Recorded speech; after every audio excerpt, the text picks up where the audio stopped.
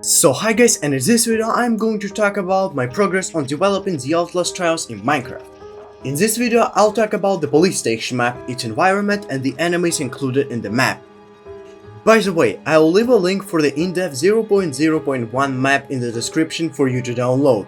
The map includes just the main menu for now, so let's start diving right into this video. Guys, before we continue, I want to let you know that you can download all of the new maps and our latest project versions for absolutely free. The only thing you need to do is to join my Discord server and go into the exclusive news channel. From there you will be able to see the latest news that won't be shared anywhere else. I'll leave the link in the description, and we'll continue now.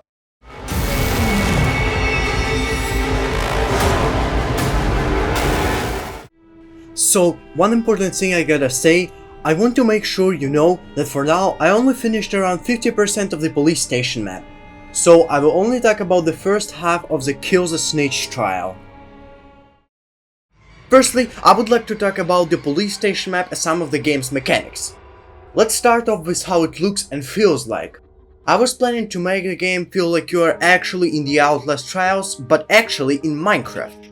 I'm currently doing my best to make the map look similar to the actual game's map. I can't say this is easy, so it has taken up some time. Now we will briefly talk about some of the game's mechanics I found important to talk about.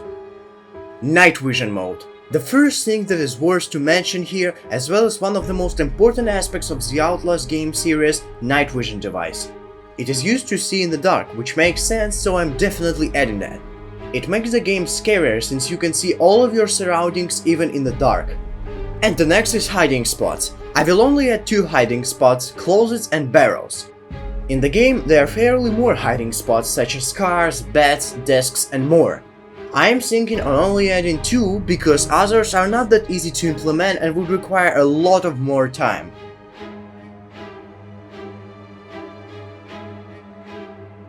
Blocked doors. Blocked doors are sometimes found on the trials.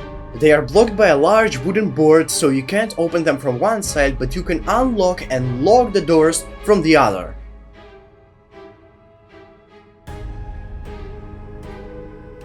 I found it fairly easy to make them. I just put an iron door and a lever on one side of it. This is it.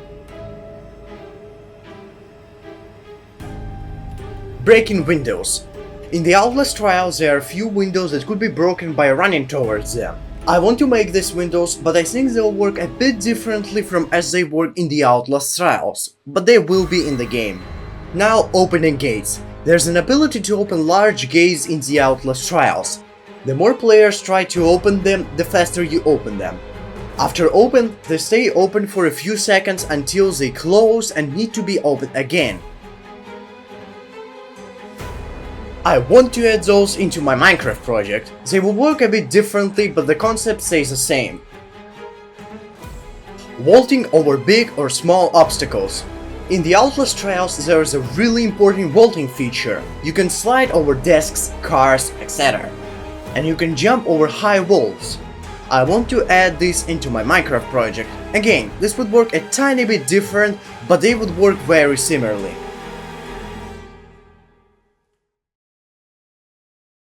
Now I want to talk about locking doors. In the Outlast trials you can lock and unlock most of the doors. Unfortunately this feature won't be implemented into my Minecraft project since the whole locking system is pretty complicated, especially when enemies will interact with it. And last but not least, grades after missions. Once completing a trial in the Outlast trials you will get a grade from A+ to F. The grade is based off of your overall performance.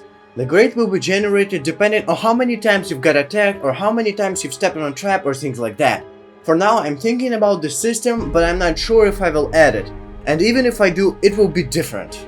Now I want to talk about traps. In the Outlast trial there are 3 types of traps: door traps, broken glass and mines. Let's go over each of them.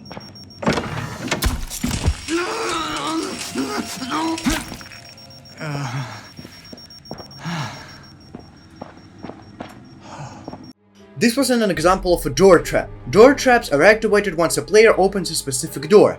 The traps could be identified by a small red light on the door. I'm not sure if I will include these since they are hard to implement, but maybe, I'm still thinking through these. Now, broken glass. Broken glass triggers a loud sound that enemies can hear from far away. The glass does not damage you, but it does help the enemies spot you.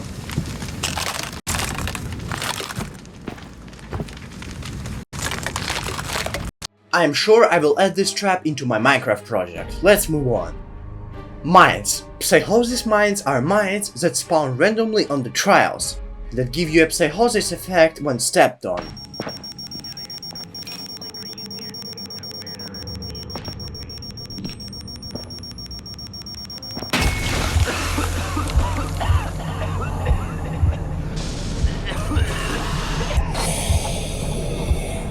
I'm thinking to add these, but I'm not sure for now. We'll talk about the psychosis effect specifically in the future videos. Now, co-op moves. So, in the Outlast trials there are a few parts where you can perform co-op moves if you've got a friend. Jumping over a really high wall. On the police station map you have a part where you have a really high wall that divides the main office part and the entrance to the security room. You can jump over it alone, but with the help of a friend you are able to do that.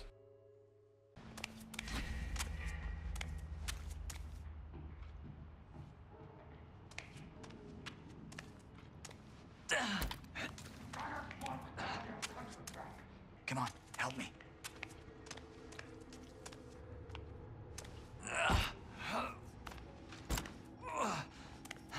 Absolutely no questions needed, I am adding that. Breaking double locked doors. In some places on the police station map, you have double locked doors. You cannot break it alone, but with a friend, you can break it. This creates a really handy shortcut in between two places.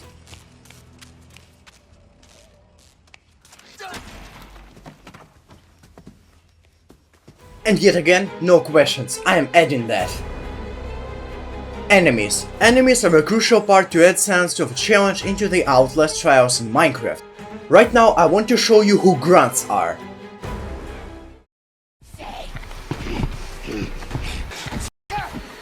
Just die! Come out! Come out! Kill you! Ah, come on, smile! Now who's crying? Come on, bird. The doctors see. I'm learning. As you saw, Grunts are human-sized enemies that usually have armor and a melee weapon such as a machete or a sword. They are pretty dangerous but easy to escape. I am 100% adding them. I want to make a lot of different models for them in the game.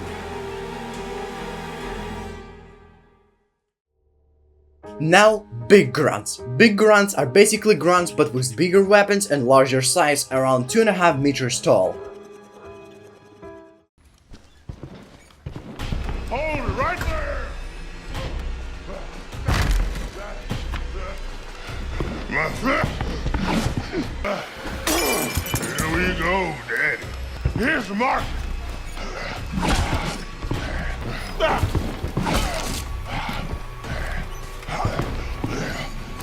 I see. Think that. Unfortunately, I'm not going to add them. They are seriously too tall to implement. They might just not fit into my Minecraft project. Now I want to mention Leland Coyle. Leland Coyle is a prime asset on the police station map. I won't go deep about his character, but I want to add him. He's strong, fast and brutal. I'm such a good cop. Why, you've been rehabilitated. It's a thin blue line.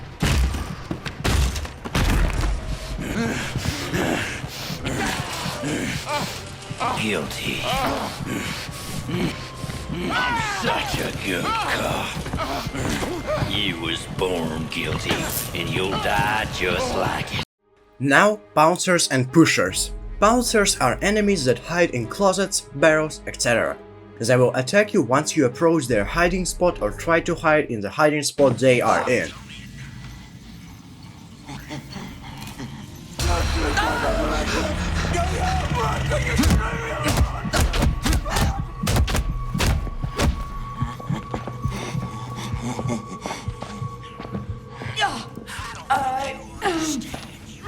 I am planning to implement them, but I am not too sure about their behavior for now.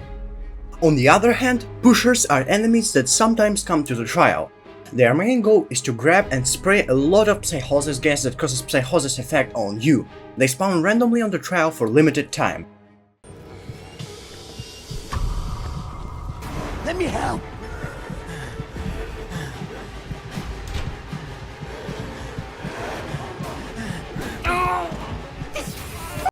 Day!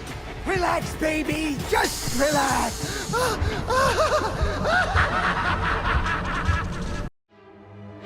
I might add them to my project even though not for sure.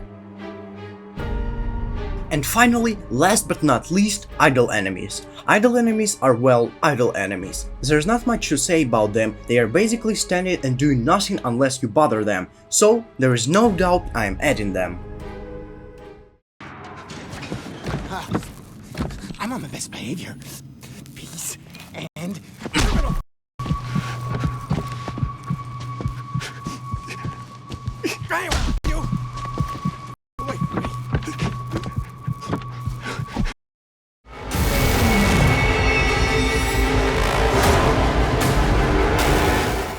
So guys, thanks for watching the video, I hope you are excited for the game being in development. Don't forget to join my Discord server and download the newest versions of the map.